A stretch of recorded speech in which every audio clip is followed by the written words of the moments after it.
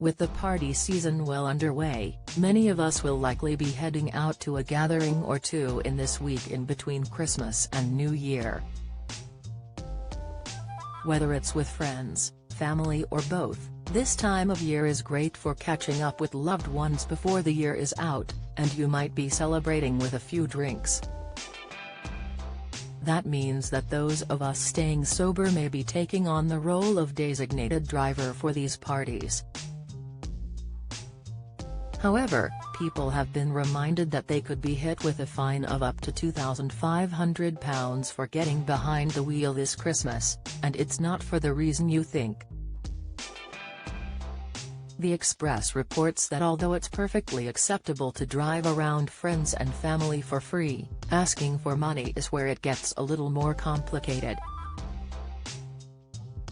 Asking for too much cash in exchange for a lift could see drivers accused of being an unlicensed taxi, the consequences of which can be serious.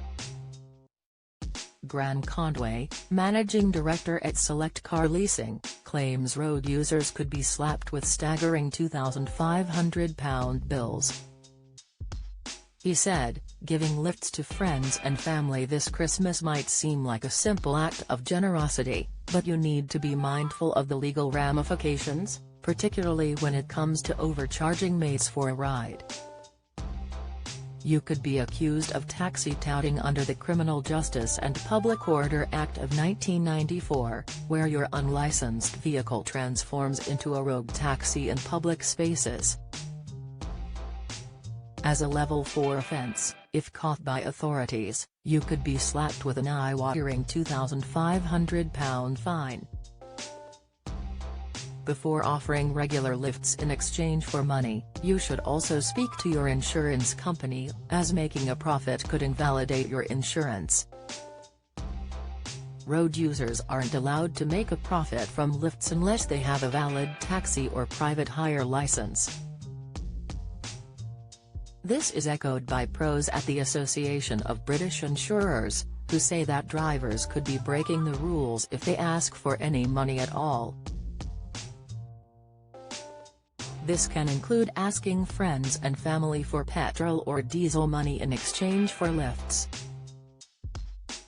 Mr. Conway also urged people to never run the risk of getting in an unlicensed vehicle for the sake of saving on the pennies. He added, "It should go without saying that you should never get into an unlicensed taxi, but you should also be wary of unlicensed lifts that you might see organized on social media." Licensed taxis and private hire vehicle drivers have to undergo stringent criminal record checks, and they must also be driving roadworthy vehicles that are correctly insured to carry passengers. Don't put your safety on the line for the lure of a cheap journey. Don't miss the latest news from around Scotland and beyond. Sign up to our daily newsletter.